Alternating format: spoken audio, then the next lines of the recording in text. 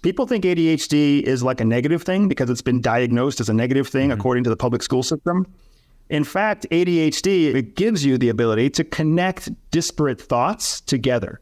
Things that nobody else would ever imagine connecting together, like Korean food and Mexican food, hybrid. You know who came up with that idea? Somebody who was ADHD. No trained, cognitively normal chef would ever think to put kimchi into a burrito. It wouldn't cross through their mind. It takes someone of like exceptional cognitive stretch, like an ADHD person, to be able to make that connection. This dude screaming at me, yelling at me. I thought he, maybe watch my TikToks or something. I'm just kind of keep walking, and he runs out and he says, "Dude, you look great, man. You everything is proportionate. You look good. It's just great. I train too. I'm a truck driver. I work over here, blah, blah, blah. I might see you in the neighborhood."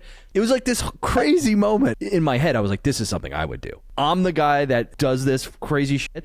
And then he's like, "I'm John, man, so I deliver the freaking milk across the street." And I was just like, I feel like I'm going to see John again. And we're going to be buddies. And, if there's someone who's trying to kick my ass in the middle of the street, John's going to come out of nowhere, and take care of business with me. So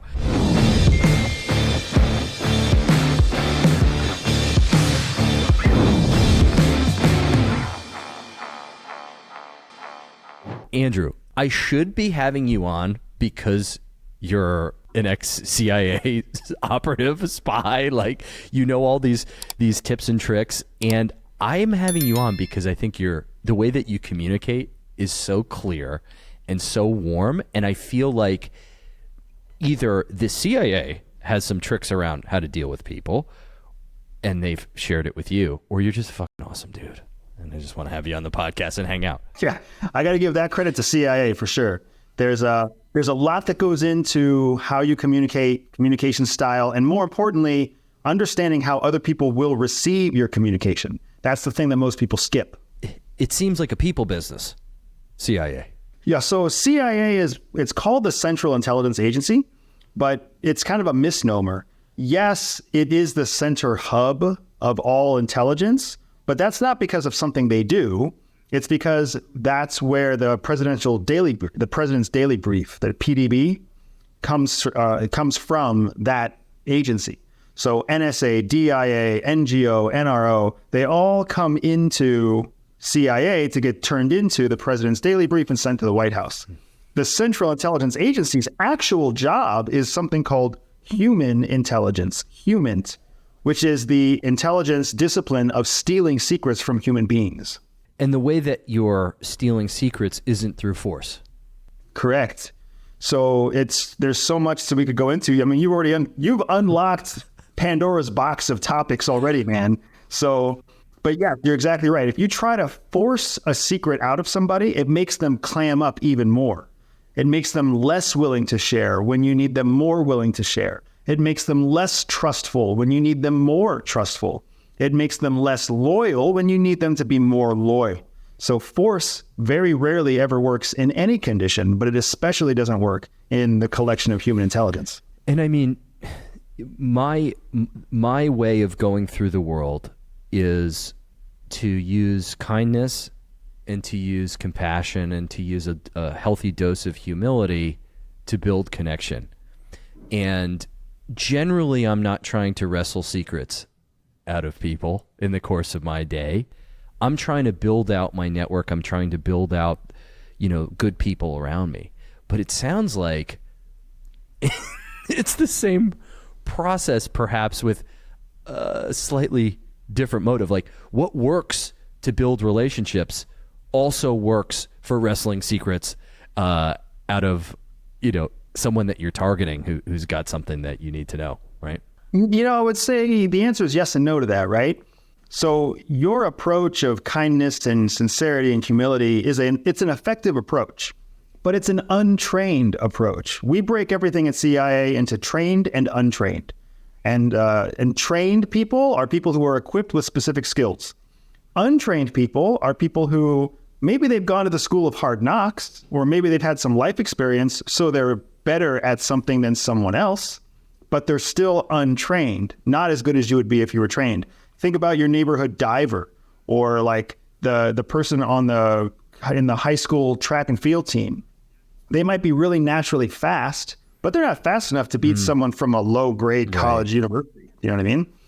So that's what we're looking for. So to put a more professional term in place, I would say that the tool that you use in communication to build a relationship is something called rapport. You're building rapport. Rapport is the currency of a relationship. Sometimes you build rapport with kindness. Sometimes you build rapport with humility. Other times you build rapport with punishment. Sometimes you build rapport with confrontation.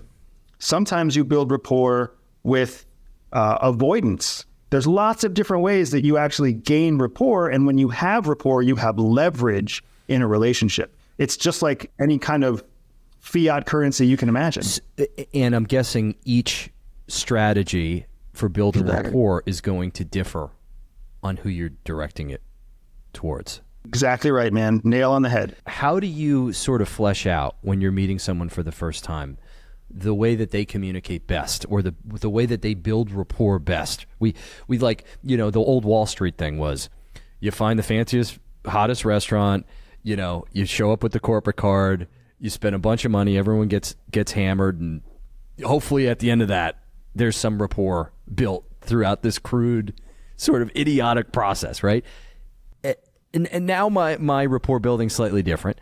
But that's the toolkit that was handed to me in my 20s. Take this person to a restaurant, get them hammered, and at the end of it, just mention that, you're at work for an investment bank, and hope for the best, right? That's my training. And then sort of as I got older, I genuinely became more interested in people. I mean, I just genuinely take this kind of interest in, hey man, we're all up to some cool stuff. What are you up to today? Well, whoever it is. And that's opened so many doors for me magically, where I feel like I walk through my day and everyone kind of recognizes you, remembers you. And it's this positive way of going about things. So I think I've just stumbled into my strategy. Yeah. What are the techniques and strategies for building rapport? How do you go about that? You meet someone for the first time. Yeah. So there's the big thing to understand is that rapport is something everybody can build. Rapport is a currency for sure. However, the currency comes in different denominations, and sometimes the currency comes in different, like a different foreign currency. It still has value, but there's a difference between the yen and the dollar, right? So you have to adjust for cultural nuance too. So the easier way that I would say this is to consider, when you meet someone new, you have to understand that you're not actually meeting that person. You're meeting the public presence of that person. You're meeting a persona that person has spent their entire life cultivating specifically for public use. It's something we call a public life. You have a voice that you use when you're on the podcast. You have a completely different voice that you use with your friends. You have a completely different voice that you use with your parents. You have cultivated each of those voices over time. The same thing is true with how we interact with people. We have different types of personas that we use to engage with different people. So when you meet a stranger, they're in stranger persona. They don't know you. They don't trust you. They don't like you. Right now, at best, you're net neutral. More than likely, you're actually running a debt already. You're net negative because you're distracting them. You're taking them away from something they care about. You're threatening them in some way just by being in physical proximity of somebody, because that's a human nature thing. So in order to understand how to build rapport with any individual, you have to first understand that the person you're sitting across the table from when you meet them for the first time isn't really who you're going to build rapport with. It's a shell. It's a protective persona. We call it public life. Right behind that public life, when you get through that shell, there's a whole different person. And that person actually has motivations. They have vulnerabilities. They have life dreams. They have goals. They have pain. They have excited ideas. They have sad ideas. But the public persona that you meet right out of the gates doesn't have any of those things. So you've got to understand that it's going to take a little bit of time. I don't mean hours or days. It's going to take minutes, 7 minutes, 4 minutes to crack through that public persona enough that you can start getting to know their private persona, or what we call the private life, which is the real life of the individual. This is going, this is the elevator. Oh, it's pretty warm out today. To, you know what? I had this barbecue at my house and my kid knocked over the fucking grill and then the whole thing lit on. It's where you go from there to there. Exactly. It's funny because it's hard to do that. It's hard to do that when you're going from the 7th floor to the 4th floor. Right. You need a little bit more time. Yep. I think people have this ability, maybe by the way they were raised, they saw how their parents acted, or they picked up on a TV show or movie where they saw how someone could just build quick rapport with people. And I mean, I think it's what you're saying, to move from public life to private life, to be able to move through that effectively and quickly, whether you're trying to, get a business deal done, meet a new friend, or, wrestle a secret out of somebody for the state. I mean, that's a superpower, right? I mean, I would agree. Yeah. It's a superpower, but luckily it's a superpower that you can learn. There's a systematic process to learn that superpower. You're dead right. There are some people who have learned it or who were born with it. And let's be frank, the people who have that power, it didn't come easy. There was something in their life that they didn't like, and they had to learn that skill in order to overcome the thing that they didn't like. Mom didn't pay attention to them. Dad was too busy at work. They were stuck all day with a nanny. They were in and out of foster homes. They had to deal with, sexual harassment, or they were marginalized because they were a person of color. Who knows? They learned superior communication, not because life was grand and easy, but because life was hard. And they needed communication in order to alleviate some of that pain. Through communication, what do you get? You get connection. You get to be seen by other people. Wow. You can manipulate other people. You gain leverage. You gain something called information superiority. You can be underestimated and over-deliver. There's all sorts of benefits that come to the superior communicator. And especially when you're the skinny kid or the fat girl or the dyslexic chubby kid, you're looking for any advantage you can get. And sometimes being able to make people smile, laugh, and cutting through that public persona quickly, sometimes that's exactly what you need so that you're not made fun of, ostracized, or ridiculed anymore. Sure. Well, that's why I'm on TikTok, everybody. That's why we're doing this. Come on. Yeah, I mean, I have such a innate desire to. I can't just go to Walgreens and buy a Gatorade. Like I have to engage in some way with someone in the store, and like I like to think of it as this little game. Like, let's see what funny thing can we make happen today. And for me, it's usually like I'll ask hey, there's only one muscle milk left in the refrigerator. I need that muscle milk. We need that protein, baby. And the guy will laugh, and then he'll start telling me something, that I didn't know about the store or why the bottle gets stuck back there.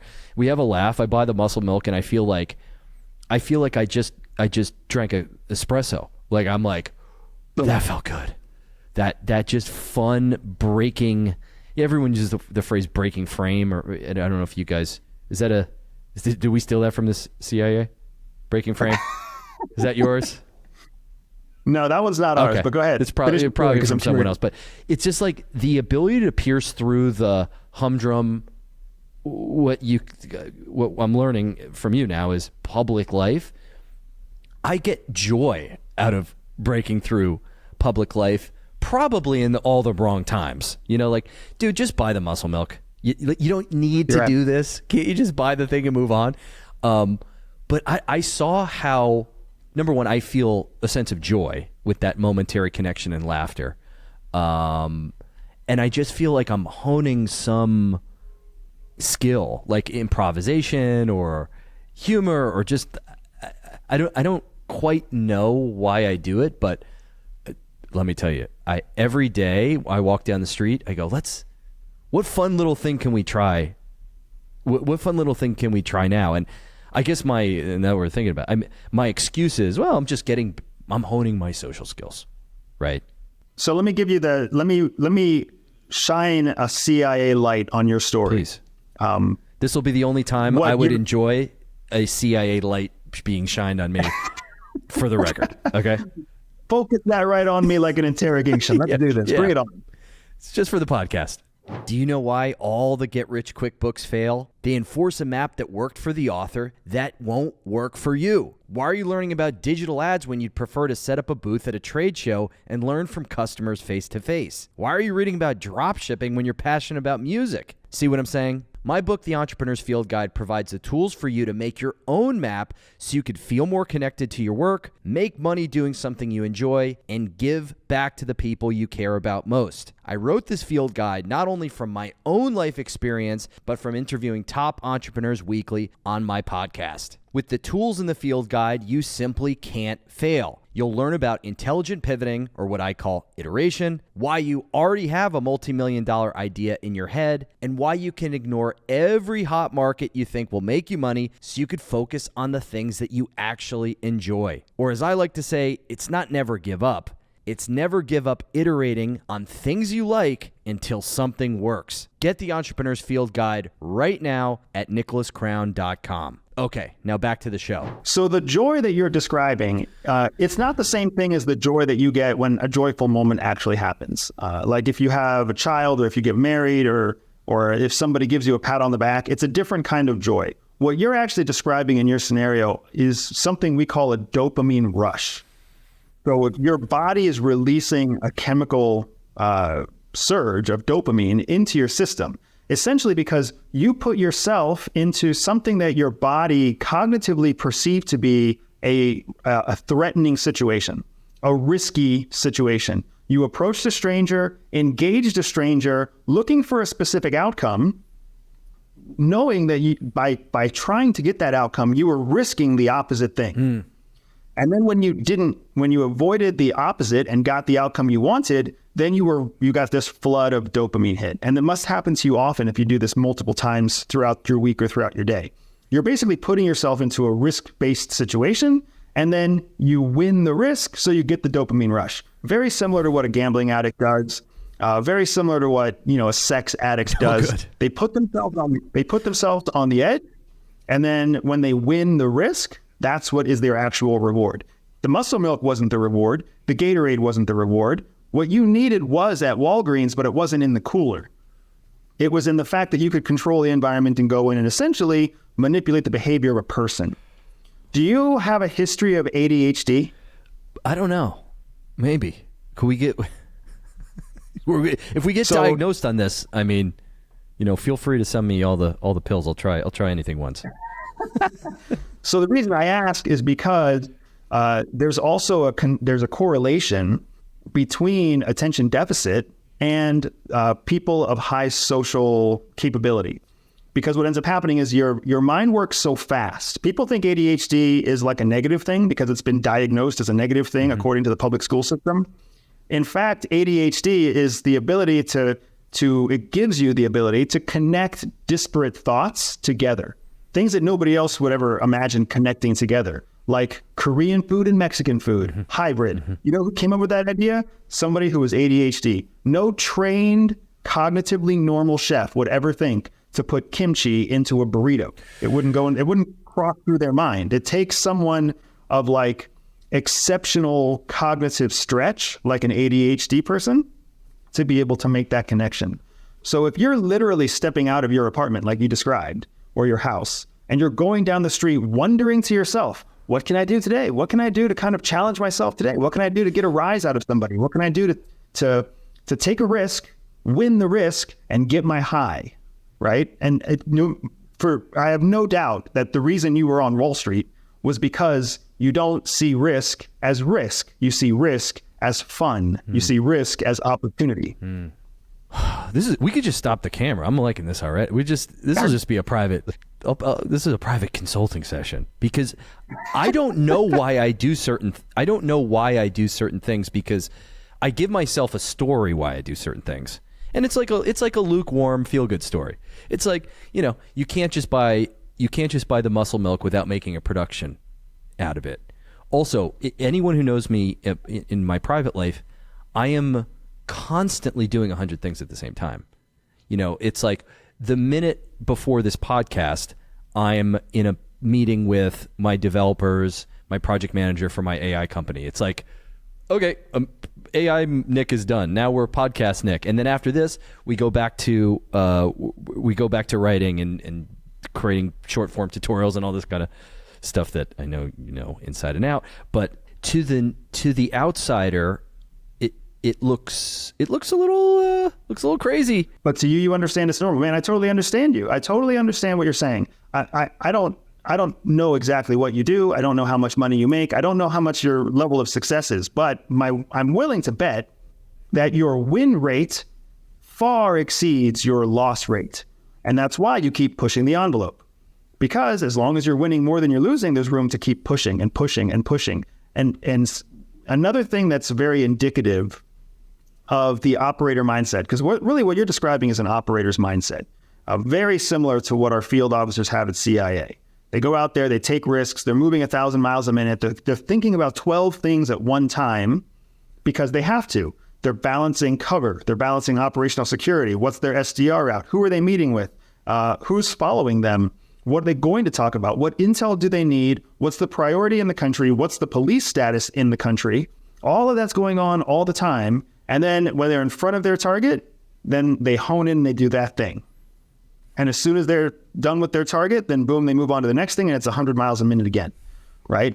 That mindset is exhausting to the average person. It's exhausting to an introvert. It's exhausting to an analytical thinker. It's far more exhilarating to somebody who just is simply wired for risk-taking and imperfection. I don't know if you would consider yourself a perfectionist or whether you're the kind of person that where 85% is good enough. I would venture to say that you're probably 85% is good enough. Let's move on, because there's diminishing returns to perfect the last 15%. Yeah, I ship products out the door way too early. Way too early. Yeah. I mean, for me, I've also become addicted to, let's get the feedback early so we can make it better. Let's get the feedback today so we could take it back and make it better. And that's my mantra of iteration. It's just like, the quicker I get it out there, the quicker you're going to tell me what parts suck. Cool. No harm, no foul, little egg on my face. And then we're going to go back into the wood shop and we're going to come back and make it, we're going to make it better. We're going to give you what you want eventually.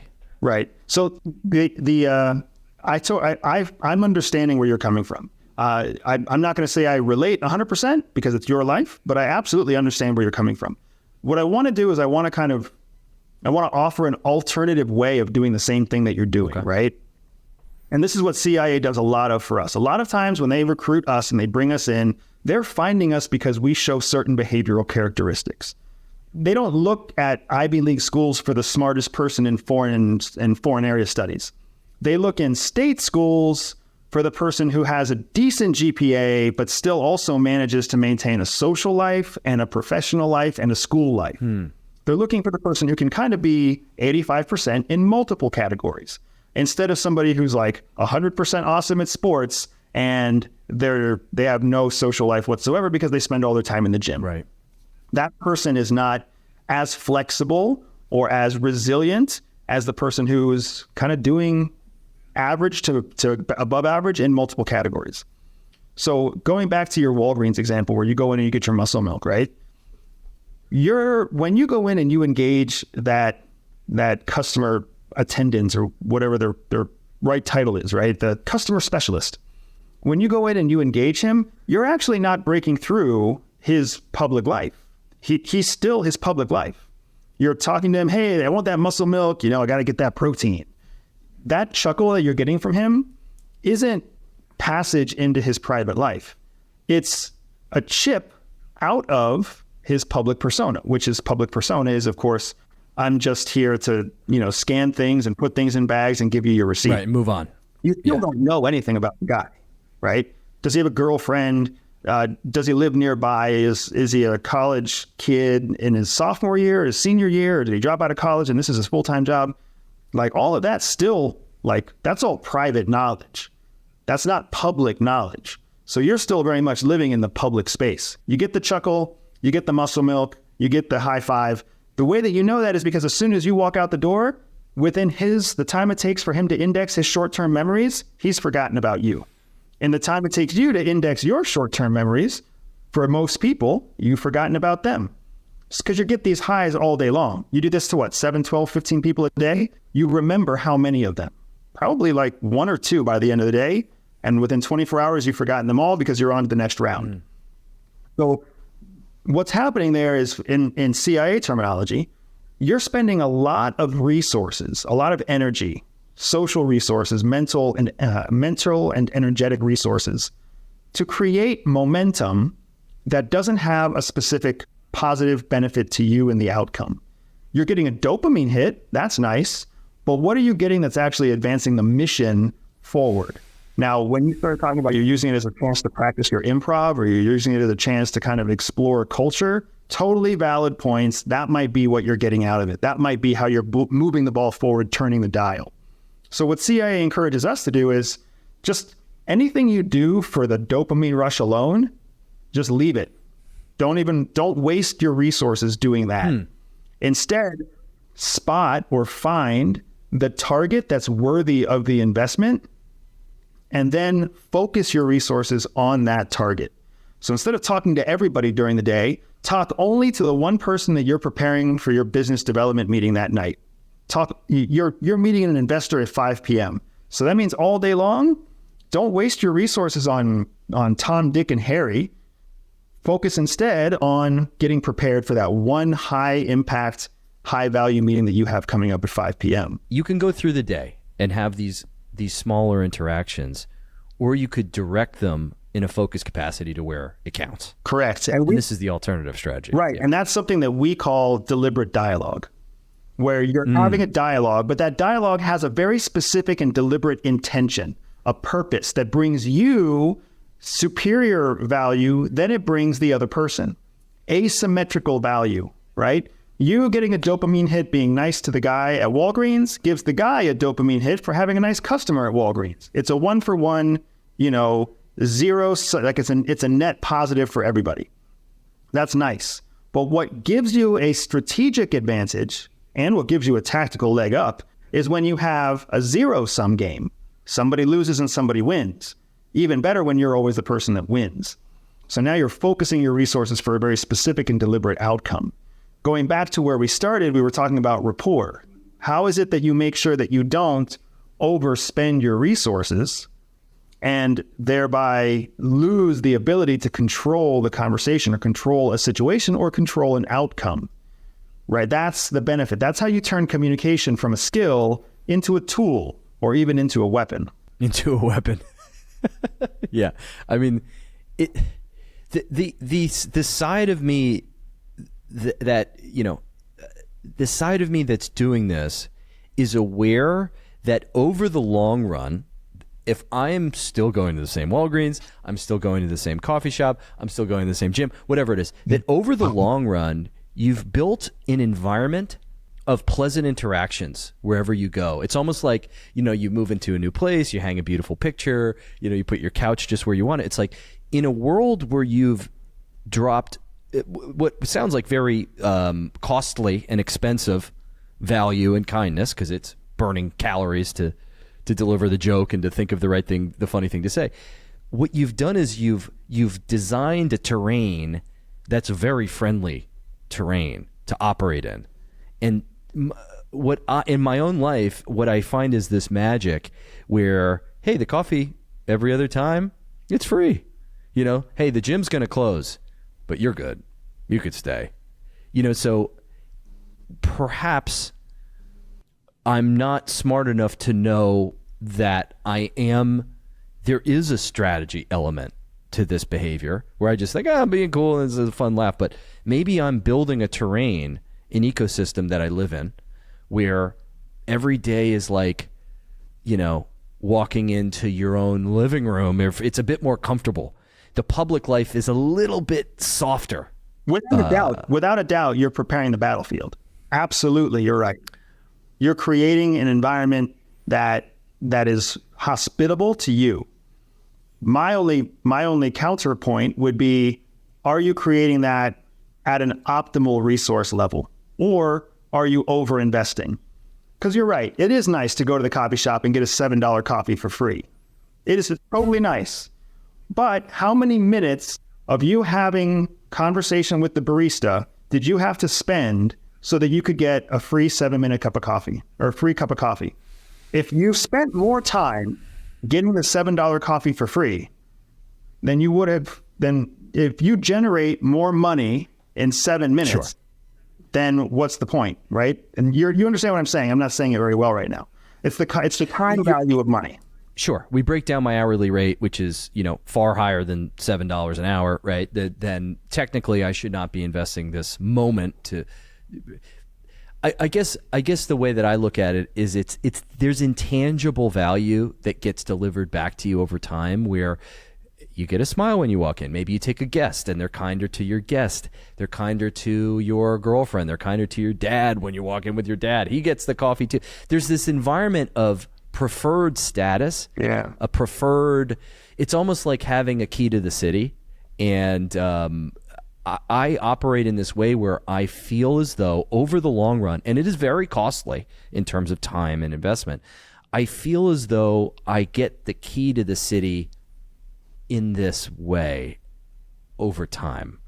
And that's how I like to prepare, my battlefield. Like you said, It's like my battlefield where I can move. There's an incredible amount of time, but there's something that's an X factor. When you're in a rush, that thing's ready for you. When it matters, when it's crunch time and you can't, the restaurant's full and you've got someone with you that's from out of town, this is the best place, there's a table. It's one of these things where I've built this and I've invested so much into where I live to prepare that playground, that sandbox environment. The tactical way of doing this, where I limit, I'm horrible at that. I'm like, maybe I'm getting lost in the sauce. I'm lost in my own sandbox, Andrew. You know what I mean? I'm playing around and sort of not using my resources effectively. But I don't know. For me, that's, I guess, I'm not a spy at heart. Well, there's Andrew, a third life that we haven't talked about yet, too, Nick. And okay, we talked about public life, and you clearly understand public life. And we've talked about private life. And if folks understand, and they're coming out for you and helping you get a seat when the restaurant's full, and being kind to your dad when you bring him by the coffee shop, there's a certain element there where there's like a private life sharing that's going on. But the private life isn't the end all be all. The place that you really want to get with somebody who matters is into their secret life. And everybody has a secret life. Public life, that's what they put on to show the public. Private life is the life where we live with our closest confidants, right? The people who actually know if your feet smell, the people who know that you have halitosis and it's hard to, keep your breath fresh. The people that know that you have dandruff, so you use Head and Shoulders shampoo, right? The people that know... I have none of these things, just so everyone's clear on that. Continue, Andrew. But this is the stuff that lives in your private life. There's 25 people who know these things. But then we all have a secret life. Our secret life is that part of us where our deepest, darkest shame, embarrassment, humiliation, our fears, they live in your secret life. And in our entire life, we will really only probably share that space with less than a handful of people, 2 or 3 people. Because to let someone into your secret life is so uncomfortable. It's so vulnerable that you're basically committing yourself to be friends or partners with this person forever. because now they know the truth. Now they know that you were molested as a child, and nobody knows that. But because you're able to share that with them, now you have an outlet to talk about all the horrible thoughts and nightmares and fears and shame that come along with it. And you can trust that person to listen and be open and understand and accept you for who you are. You don't get that from anywhere. You don't even get that from your private life. Because in your private life, you still want to make sure that people don't judge you too harshly. You still want to make sure that I don't want you to think I'm broken. I don't want you to think that I'm weak. So I'm not going to tell you about this terrible thing that happened to me as a child. Or even and there's 1,001 things that people have here. When we talk about imposter syndrome lives in the secret life, where we secretly think, I am a fake, I am a phony, and nobody is caught on yet, but someday they will. So I need to work as fast as I can now to cash in before my face is ripped off and people see me for who I really am. That's your secret life. And there's a lot of people who have imposter syndrome. When you can get into somebody's secret life, that's when you create a bond of loyalty between two people that lasts forever, that outweighs any other relationship. That's the super powerful part about focusing your resources. Because if you can move someone from public life to private life to secret life, you have not just your resources that you can call upon forever, but you now have their resources that you can call upon forever also. I'm wondering if the bumbling around in New York, Wall Street, let's go get hammered, is a crude attempt without any training to, hey, when the booze starts flowing, you're going to hear some crazy shit. Yep. And you can't unhear that crazy shit. Yep. And you might say some crazy shit, and they can't unhear that crazy shit either. And all of a sudden, I feel like, flash forward, whether anyone wants it or not, you're now engaging and playing in the private, in the secret life category. Exactly right. That's a fantastic observation that I had not considered before. That when you are essentially intentionally putting yourself into a situation where you are compromising yourself, but at the same time compromising your target, you're now mutually compromised, right? Once you've both done coke off the same hooker, you're kind of in this together for a while. Yeah, for a pretty long time. Usually for life, for most people. Yeah. Yeah. It's a great point. It's hard to It's hard to make a run. It's hard to make a run for president, either one of you, if that story were to get out. Yeah. Right. And if one of you makes president, the other one's chief of staff. See, this is so interesting. So it's almost like these bonding rituals. I was in a fraternity in college, and there's these bonding rituals and Hell Week and all the associated tomfoolery, right? And shit show would be a better word for it. It's those environments are negative, pressurized environments, and what I've come to learn is the negative environments will make you bond faster than the positive, right? So if they were to just throw a big banquet party and say, hey guys, congratulations, you're the chosen ones, you're in the house, you might have a party. But if they torture you for a week, not saying I was tortured, not getting, I'm not going to crack guys, but perhaps maybe I was, a little uncomfortable for a little while.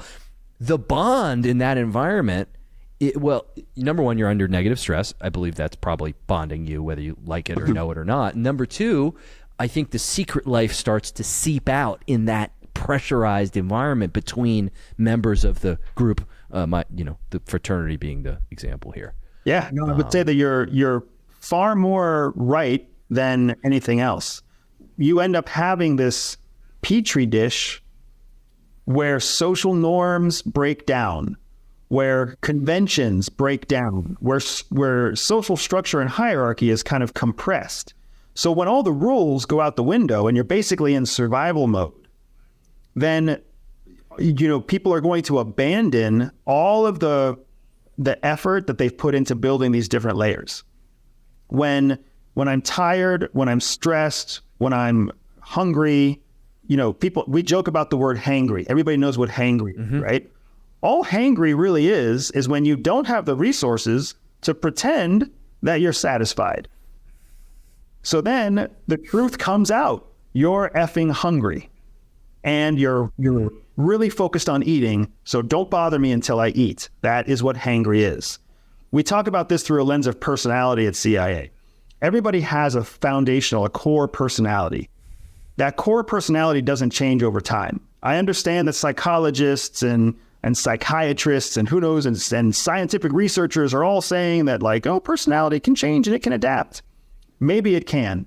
When it comes to the operational use of an individual's personality, it doesn't change over time. They are at 15 who they are at 65. The difference is the resources that they can bring to bear to offset their own personal weaknesses or complement their strengths when they're 15 are much less. The resources they have when they're in their 50s are much more. So they can pretend to be patient. They can pretend to be tolerant. They can pretend for a longer time, more convincingly, when they're older than when they're younger. I have this fantastic friend of mine, there's a high-powered attorney, super smart lady in Washington, D.C. And we were recently sitting and having a conversation, and she was talking about how one of her best friends from college has this mom who they've always thought is like the perfect mom. So from the time that my friend was, 20 years old in college, she was like, this woman is the perfect mom. She's always patient. She's always kind. She's the most tolerant, forgiving, whatever, right? Fast forward almost 30 years. And they take this woman to a wedding where the bridal shower is in a drag bar, a drag queen bar. Mm-hmm. And when they put that perfect mom in a drag bar, all of a sudden, she starts breaking down. And she starts talking about how she doesn't really like gay people and how homosexuality isn't right. And she starts showing some of her judgmental nature, right? Where everybody had assumed she was perfect and the most forgiving and tolerant person ever. Now they're seeing like the weakness. They're seeing where the armor has a chink in it. And it's because even this lady who had years and years of experience showing this persona of being patient, tolerant, forgiving, and accepting, when she was inundated and all of her resources were spent at the end of a big bridal shower day, and now they're all at a bar and there's men dressed up as women and fake boobs in her face, she's done. Mm-hmm. She's had enough. And now she starts talking what she really thinks. And I'm guessing there are strategies to get people to this place. Absolutely. Fast. Absolutely. One of the first things that you want to do when you're trying to break down the wall of public life is you want to create scenarios of adverse stress, because an untrained person is going to very quickly abandon their public persona and lean into their private persona because it's their reactive response. If the greatest joke here is whenever you watch those old comedy movies where like a big strong man is standing around and talking about how he's going to protect his girlfriend forever, and then a gun goes off and he jumps behind the girl. It's a joke from the 90s. It's a perfect example of exactly what happens when public life shatters in a moment and private life comes through. It doesn't mean that big strong man is, disrespecting his woman. It could mean that big strong man believes that mommy's going to protect him, right? Or it could mean that big strong man knows he doesn't know what to do when bullets start flying, so he just hides. You don't know the full context of the meaning, but what you do know is with a little bit of cortisol and a little bit of the unexpected, you tap into a whole different person. And how are you using this? To me, I'm more interested in how to use these techniques for some kind of good, right? Where you're trying to get to know somebody and you're about to sign a partnership agreement with them, and you really want, so I've had this discussion before with golf.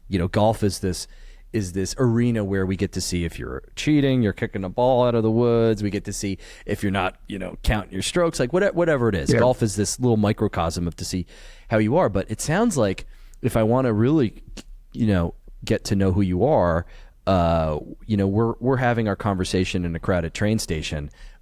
in Grand Central with fucking people screaming around you, and just, we'll find out. We'll see how invested you are in the partnership in this completely chaotic nightmare environment. That's a great example. Yeah, that is 100% something I would recommend you do. Golf is still a safe space.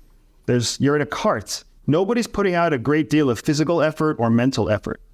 If you want to break through someone's resources, if you want to break through someone's public life into their private life, or break through their private life into their secret life, you have to get them to spend their resources. So loud, noisy places, fantastic example. Complicated challenges, right? So it's like instead of going to play golf, go to an escape room where you've got a clock that's ticking down and you've got puzzles that you have to solve, and the whole thing's rudimentary. It's made for high schoolers and you can't fucking figure it out. Right? Fantastic place to go to just drain somebody of their mental and cognitive resources. See what they can put up with. Don't have meetings over lunch. Don't have meetings over breakfast. That's when people are fresh. Have meetings at the end of the day. Have meetings at 7 o'clock at night, 8 o'clock at night, when they're fielding phone calls and harassing text messages from their spouse saying, when are you going to come home? When are you going to come home? That's how you're going to get them to say, oh, my wife won't stop bothering me. And then you all of a sudden, you're like, let's talk about your private life. Now, I can't say that I know much about how to do things for good. I don't know how you define good. For me, I define good as what brings benefit to the personal mission that I'm on with my family and with my business. That's how I define good. Because if I define good according to somebody else, I'm always going to be sacrificing what's in my best interest for whatever's in that other person's best interest. Because good is 100% subjective. You ask me what good is, or, cultural, it's whatever, we go back far enough, sacrificing somebody so it rains was like a pretty good idea. Pretty good idea. It's like, well, that's how it's going to rain. Like, what the fuck else are we going to do? Yes, exactly. You got a better idea, Nick? Come on. We need the rain.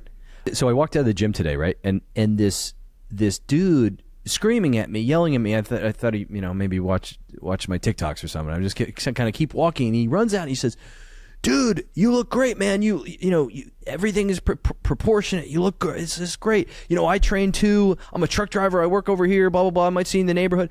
It was like this crazy moment, and I was like, in my head, I was like, "This is something I would do." I mean, that's what I was saying to myself. I was like, I'm the guy that does this crazy shit. And then he's like, I'm John, man, so deliver the freaking milk across the street. And I was just like, John, I'm Nick, man. You're the man, best of luck. Like, it was one of those things where I'm like, I feel like I'm going to see John again. And, we're going to be buddies. And, if there's someone who's trying to kick my ass in the middle of the street, John's going to come out of fucking nowhere, and take care of business with me. So, but again, that stopping, he didn't just hold the door. He said, hey, you look really fit, man. Looks like you're really putting an effort in, whatever it is. Made me feel good about myself. Right. Okay. So, what are you doing for John? You see? I don't know what I'm doing for John yet. Exactly. And I'm actually kind of worried now about what I got to do for John. And the example that you just said is if somebody tries to jump you in the street, John's got your back. So here yet again, you're not doing anything for John. What's the reciprocity? The only reciprocity you're feeling right now is like, oh shit, what am I going to do for John? Because like, cool guy, but he's also kind of uncomfortable. A little bit of a hugger. I don't really want to be hugged by a dude when I'm on the way to the gym. Like, I'll give John a shout out on my awesome podcast and hope that like gets back. I mean, I just did. It worked, John. It worked. It fucking worked, man. I mean, I just did, right?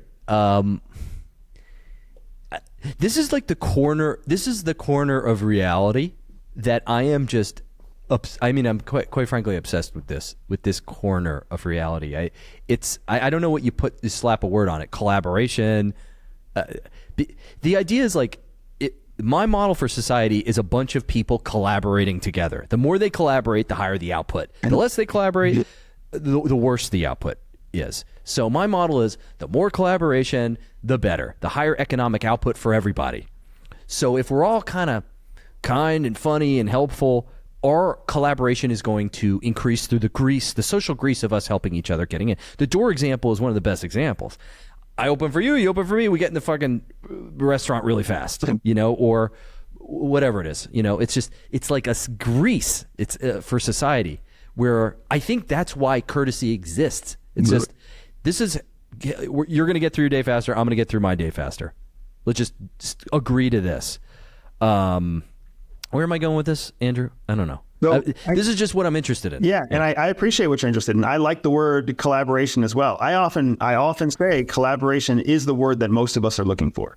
We're not looking for cooperation. Cooperation doesn't get us what we want. Collaboration gets us what we want, right? That's collaboration is the superior model. But again, like I feel like a little bit I'm the devil's advocate here with you, Nicholas, because not all people are equal. Not all people have equal capacity. Not all people have equal potential. Not all people have equal access or opportunity. And it's nice to think that someday that might happen. It won't. It won't because it's not human. Human beings are independently different. Some are tall, some are short, some are prone to gain weight, some are prone to run fast. We can't possibly be equal. What we actually say when we say we want equality is we want fair opportunity. We want fairness. We want the opportunity to have something that we want, and we want that to be based on the level of work and the capabilities that we bring to the table. We want fairness when we say we want equality.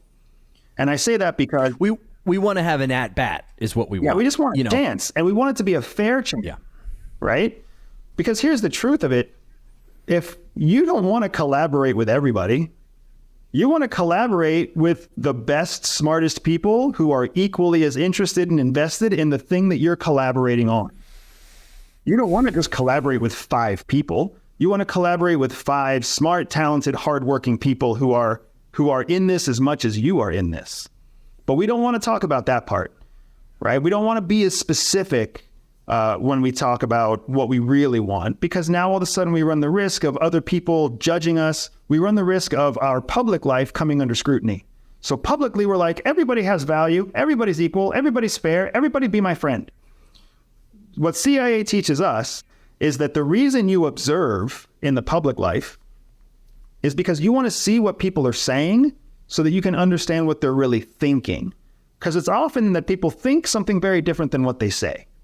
What they say is a derivation. It's a shade of what they think. It's not truly what they think, because what they think is private. What they say is public. So there's this discrepancy between the two. So your goal is to observe, listen to what they say, and then press them in the area where you think they're actually thinking. So when somebody's like, yeah, I think it's really important that we give schools more money so that students have a better education. I really think that's an important thing. And then you say, where do your kids go to school? Oh, well, my kids go to private school. Oh, now isn't that interesting? Now you can dig into that, right? What made you choose private school? What made you choose the private school that you chose? What's the nearest public school to you? How do you feel about paying taxes for public school and then having to also pay for private school? Mm-hmm. Like the list goes on to what you can dig into when you listen to what someone's saying and you realize that what they're saying is not really true. What they're saying is a shade of what they believe, but what they truly believe is private to them. I believe you when you say humility and kindness are important to you. I really do believe you, but I believe that's a shade. It's a derivation of what you really think. And I think what you really think is that you wish more people were humble and kind. And maybe by you being humble and kind and talking about being humble and kind, more people will be humble and kind. And that's a net benefit for all of us. There's something that you want, though. There's something that benefits you from people behaving that way. It's certainly better than my philosophy of, everybody should just be an outright asshole and say what they really think so that I know who I'm friends with and who I don't have to waste my time with. Right. Because, the process of you moving people from public to private to secret, it sounds like a little bit of work. It sounds like a lot of work, man. What you have is kind of like an organized model for behavior, and then you can use this model.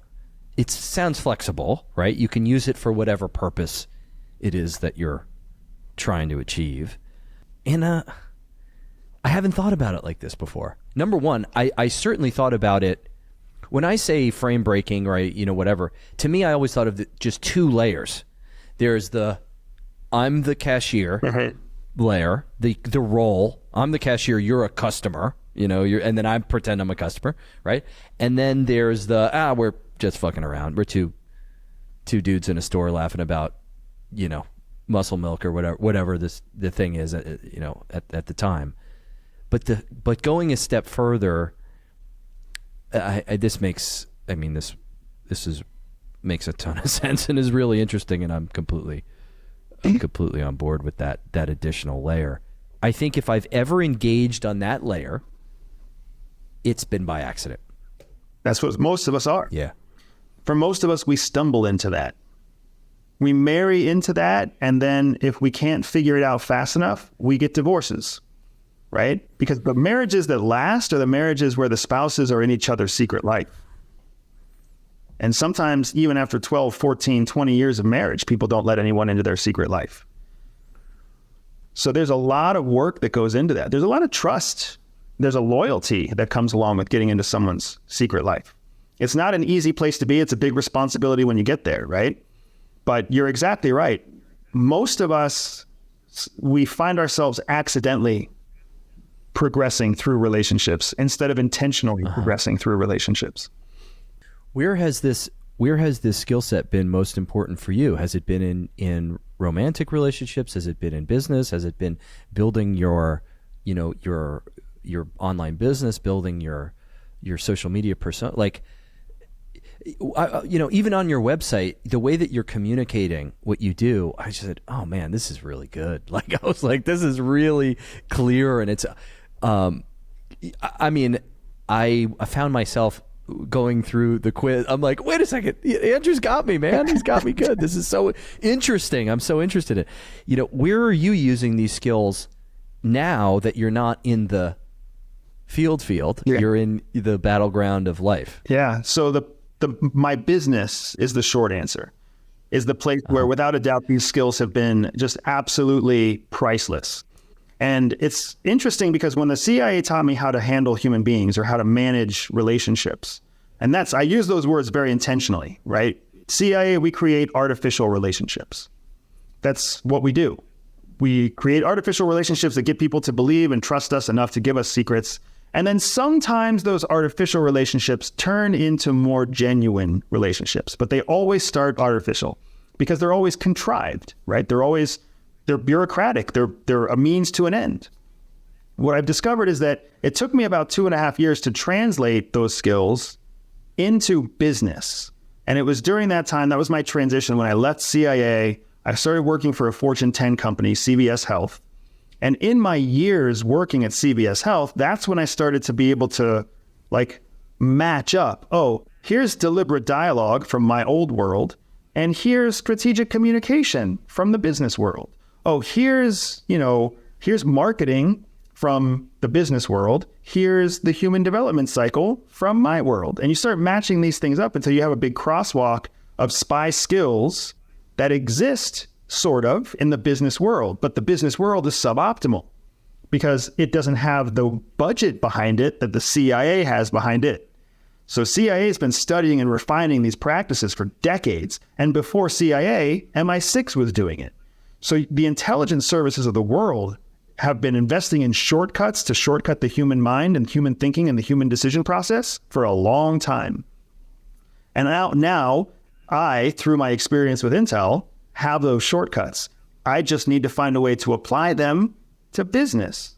So when I launched my business in 2014, that was the experiment. Can I apply these in such a way that I do two things at the same time? One, teach them to other people so that other people can have success and I can make money, and simultaneously use the skills to increase my audience and increase the number of people who are buying my product. And as I kind of learned to do those two things simultaneously, that's how you got to what you found with the homepage, with the website. Or if you've seen me on social media, or if you've seen me on YouTube, if you've seen me as I've been kind of on a road show with big YouTubers, even how I got here invited to be on your show, right, Nick? There's a process to it all so that I have opportunities that other people don't get. Am I a victim of CIA tactics and strategy? I don't like. At the moment I do 52 shows a year, right? And I used to have this whole MBA well, this person works for this company and then they do this, it's good for your audience. And now I'm just like, I only talk to people I want to talk to. I rarely, if you send me an inbound, I will look at it. It's like, it has to be my idea. I have to want to have you on. It might not make any sense.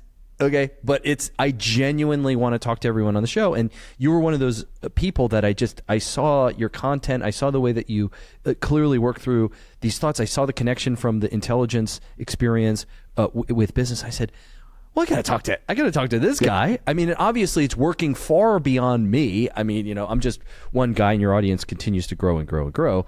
And virality for me, anything that's viral, it's like people go, oh, hell, it's just an accident. It just went viral. No. These algorithms are designed to mimic human behavior and interest. So it's like it went viral because it was fucking interesting and it was delivered the right way. I don't think you're a victim. I would never classify you as a victim. I don't classify anybody. It's if my marketing approach, if my strategy to engagement is working, that's not me victimizing anybody. That's me correctly assessing that human beings are more interested in the things that engage them and bring them value. The relationship is still artificial. That's important to keep in mind. The people who buy from me, who follow me, who reach out and say hello to me, they feel like they know me, but they don't, and I don't know them. So it is still an artificial relationship to start, but that's just the starting point. I have many, many clients who reached out to me because they saw me somewhere. They heard me on my podcast. They followed my newsletter. They went through the spy quiz, just like you did on the homepage. And they were like, this was so interesting. You totally get me. Like, the results were amazing.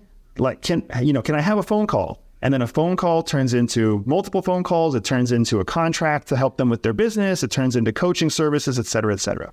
And now they're true friends because we have shared values. We cut through so much noise. The reason that you hear me communicate the way I communicate, Nick, is because I already know a huge portion of the people who are listening to this podcast have already turned it off. They heard me talk, they heard our discussion, and they were like, fuck that guy. He's an asshole, he's cocky, he's this, he's whatever. I don't like the way he's talking to Nick. Life's not all about, unfair advantage, and they moved on to something else. That's cool. Mm-hmm. That's exactly what I want them to do. The people who are still listening to this now, that's the group that I want to talk to. Because that's the group that understands the wisdom and the potential behind the skills themselves. The first group is always going to limit themselves because they're going to reject information because it's contrary to what their belief set is.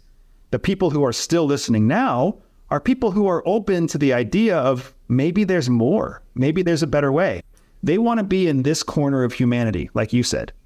This sticky, icky, like mysterious corner of humanity where it's like, well, maybe there is a reason that I want to be humble, and maybe there is a reason to be kind, and it's not just because I'm supposed to be. It's because there's a benefit to me if I do, right?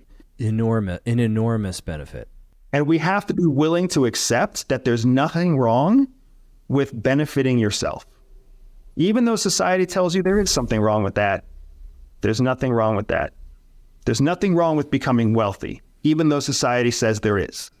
There's nothing wrong with having a healthy, happy family with no problems, even though society will make you feel bad if that's happening to you, right? The social constructs that we live within are not actually defined by a all-knowing power. They were something that was developed over time in order to keep a population to a net average so that the government can live and maintain control over multiple aspects of a functioning country. The thing is, hey, your parents say, if you're lucky enough to have parents that gave you a little piece of advice at some point, whether it was the good advice or bad advice. You should be kind to strangers. You should do this. You should, the basic sort of things. And I went through life always hearing that and never knowing why, right? So like what I've set out to do is to give you the why behind it. But what's interesting is our methodologies intersect, and we're divergent evolution or something. Like we've crossed paths somehow, and it's my why is, why when you develop a microchip that's faster than the guy next door, and you have a windfall profit, and someone writes you a check for $100 million, and you buy a fucking huge house, and you do this and you do that, why you shouldn't sit around and feel sorry for yourself and say, oh, this is pretty unfair, people down the block don't have as much as me, is because your microprocessor made their life better. So I operate in a belief that we're in a value transacting society. Money's just the side effect of that. So I put something valuable out, I get money back as a proxy for the value that I've created in the proportion of the value that I created. Yep. Right? So if we walk around doing valuable things all day long, and we get rich from it, we shouldn't feel bad, because what you've done is you've made someone else's life a heck of a lot easier. And I think you're dead right when you say that the value you put out is the value you take back. It's a fair exchange. So when somebody buys your products, it doesn't matter if your product's $7 or $7,000. If they saw fair value, then they're reciprocating with what they determine to be fair value, fair price. That's why some people buy BMWs and some people don't. Not everybody sees the value to be the same thing. That doesn't mean BMW is doing something wrong. They shouldn't be embarrassed or ashamed. They should understand some people appreciate the value. Other people are looking to see they value something different, right? Like that is completely and totally acceptable. That doesn't mean that the business is doing something wrong or immoral or unethical, or that it's a bunch of greedy bastards or whatever else. That's just an immature and incomplete way of looking at something that's really very basic and human. Yeah, I'm on board with that. And in a sense, it's also, when we talk about product prices and things like that, it's almost like, how do we value ourselves? In a sense, it's how does Nick? What are the stores that Nick shops at? What are the products that Nick engages with? Does he engage with the products that are the premium products? Does he engage with the products that are not? Does he get value somewhere else and make his own decisions? It's interesting because I think about this all the time. There's certain things that I value on a high level because I see myself clearly, and I know that this is the thing that I want, and here's why. And this makes me feel good, and this thing doesn't make me feel good. And I mean, on a consumer level, I don't know, we're probably not going to get into this, but it's just like, when you talk about marketing, I feel like there's more crossover in the CIA handbook in marketing than I think many people will believe. And I keep discovering new crossover too, man, because you're exactly right. Marketing is all about being able to get into the mind and the head, the brain space of your target audience. That's exactly what espionage is. Espionage is the ultimate salesmanship. You're selling patriots on treason.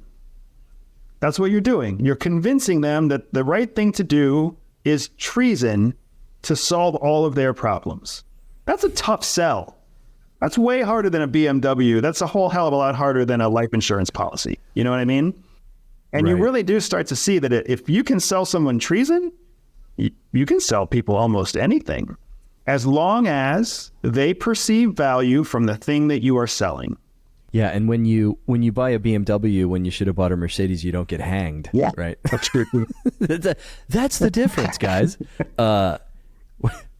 How do you use this toolkit? And I think this will kind of come full circle. How do you use this toolkit to add value or add more perceived value in whatever it is that you're doing? Communication, a product. How do you do it? So I do it because I use that rapport bucket. Right back to where we started, right? I use that rapport.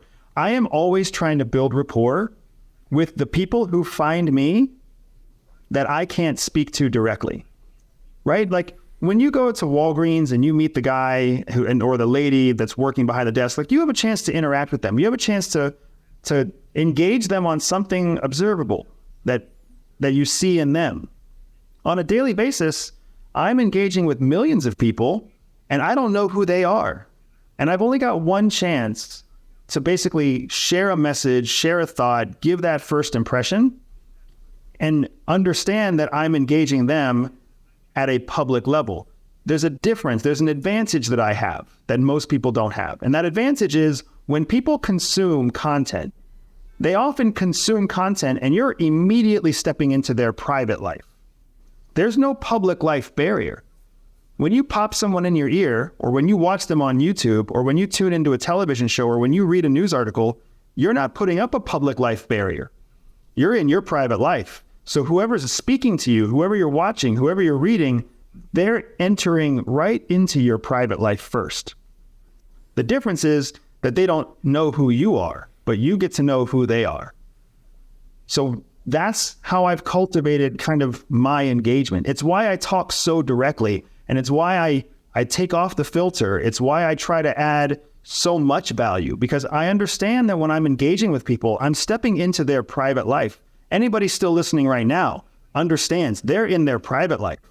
They might be on the toilet. They might be in their bedroom. They might be, sitting in a train or sitting in an airplane on their way from point A to point B. They're commuting to and from work. They're not putting on a persona. They're not putting on a face right now.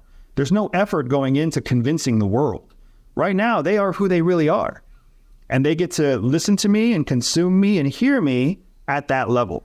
It's why I advocate for every business owner out there to be creating content. You run a shoe store, create content. Create content about shoes and why you sell shoes and how much you love shoes and what shoes do for you. Are you a salesman for cars? Are you a proctologist? Are you a hairdresser? Create content. Let the world find you when they're in their private life. It's going to make them trust you and like you that much faster. And you've done something at scale that would take you 1,000 lifetimes to do in the wild. In person. Exactly right. Could you imagine shaking all those hands? I've seen YouTube interviews that I've done that have touched more lives than I thought I would ever touch in my life. It's incredible, right?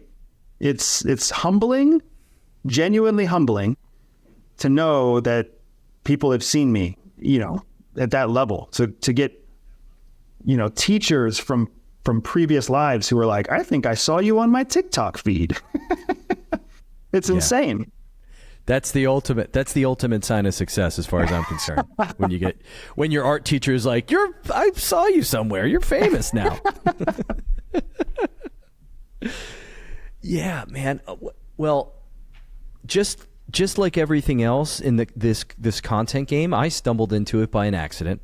I had absolutely no clue why I was doing it, and only now am I discovering the power of having a lot of people who watch your stuff and listen to the way that you think, and I'm only now understanding it, and you've just helped me understand it